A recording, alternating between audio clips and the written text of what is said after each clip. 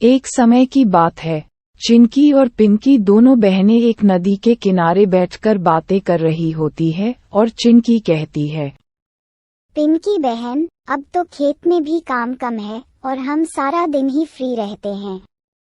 हमें और भी कोई काम करना चाहिए। हाँ चिंकी बहन, मैं भी तो यही सोच रही थी कि सारा दिन हम फ्री रहते हैं, हमें कोई ना कोई तो बिजनेस करना चाहिए।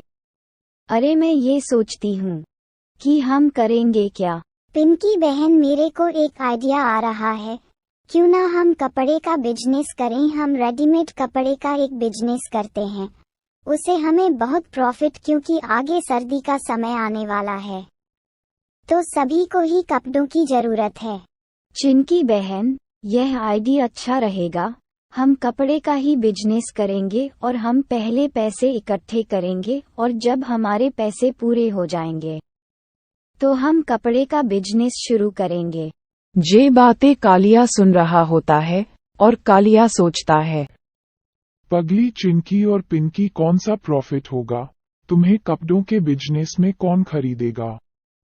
तुमसे कपड़े ऐसे ही अपना ही बिजनेस बनाकर बैठ जाती हो तुम दोनों। तुम्हारे कपड़े का बिजनेस नहीं, कोई नहीं खरीदेगा। तुम दोनों ऐसे ही पैसे खराब करोगी। ये कहकर कालिया अपने घर चला जाता है। उधर चिंकी और पिंकी भी अपने घर चली जाती है और घर पर जाकर अपने घर का काम करते हैं। और जब कुछ दिनों के बाद चिंकी और पिंकी के पास पैसे आ जाते हैं तो दोनों ही बैठकर एक दूसरे से बातें करती हैं कि जिससे किस तरीके से बिजनेस शुरू किया जाए। पिंकी बहन, अब हमारे पास कपड़े लाने के लिए तो पैसे हैं, अब हम बिजनेस शुरू कैसे करेंगे? हम हमारे घर के पास ही बिजनेस शुरू करेंगे। हम हमारे घर के पास ही एक शॉप बनाएंगे और उसमें ही कपड़े रखेंगे। इस हमें ज्यादा दूर भी नहीं जाना चिंकी पड़ेगा। और पिंकी शॉप को बनाने की तैयारी में लग जाती है। एक अच्छी सी शॉप तैयार कर लेती है। शॉप तैयार हो जाती है तो दोनों चिंकी और पिंकी रोज शॉप में आती हैं।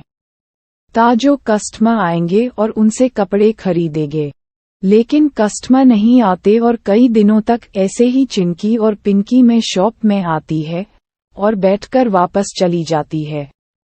चिंकी पिंकी से कहती है, मुझे तो नहीं लगता कि हमारा बिजनेस चलेगा। मुझे तो लगता है कि हमारा पैसा ही डूब जाएगा। तुम परेशान क्यों होती हो चिंकी बहन, हमारा पैसा नहीं डूबेगा, हमारी शॉप चलेगी।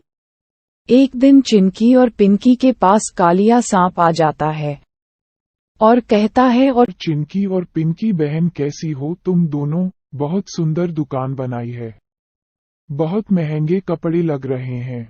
हाँ कालिया भाई, आपने कुछ लेना है क्या? देख लो बहुत अच्छे कपड़े हैं, ले लो तुम भी कुछ। नहीं पिंकी बहन, मैंने क्या करना है कपड़े तुम्हें पता तो है, मैं तो अकेले रहता हूँ। मैं तो तुम दोनों को ये कहने आया था कि यहाँ पर तुम्हारी शॉप नहीं चलेगी। जंगल में कौन खरीदता है कपड़े? मार्केट से जाकर कपड़े लेकर आते हैं सभी लोग। कालिया भाई, अगर अच्छी चीज होना तो जंगल में भी बिक जाती है। ठीक है पिंकी बहन, जैसी तुम्हारी मर्जी। मैं तो ये कहने आया था, क्यों ऐसे ही पैसे खराब करोगी? तुम दोनों चलो, ठीक है, चलता हूँ। जब कालिया चला जाता है तो चिंकी पिंकी को कहती है, पिंकी बहन, मुझे तो डर लग रहा थोड़े है। ही समय बाद चिंकी और पिंकी के पास टिंकू आता है। अरे चिंकी और पिंकी बहन, तुम दोनों ने इतनी सुंदर शॉप कर लिया और हमें बताया भी नहीं। हम कपड़े लेकर जाते। टिंकू भाई, हम क्या बताते, कितने दिन हो गए हैं हमारी शॉप को और कोई भी कपड़े खरीदने नहीं आया। आज कालिया भाई आए थे, वह भी हमें कह रहे थे कि आप शॉप बंद कर दो, कोई नहीं आएगा। अरे चिंकी बहन, अगर किसी को पता ही नहीं होगा कि तुम्हारी यहाँ पर शॉप है तो कौन आएगा? मैं भी तो यहाँ पर गुजर रहा था तो मैंने देख लिया। पोस्टर बनवाओ और पोस्टर चिपकाकर आओ जगह जगह पर जाकर, फिर ही लोगों को पता चलेगा।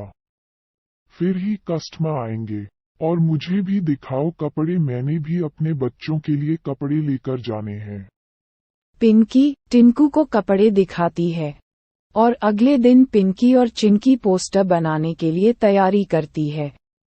सभी जगह पर जाकर पोस्टर चिपका कर आती है, जिससे लोगों को पता चलता है कि वहां पर शॉप है।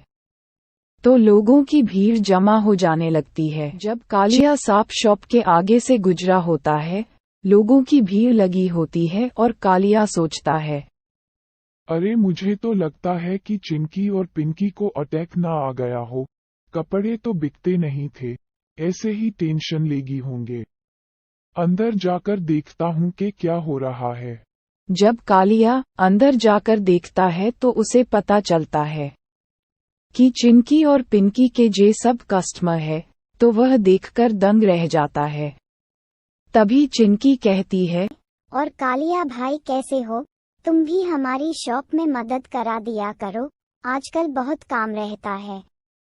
कालिया गुस्से के साथ वहां से चला जाता है।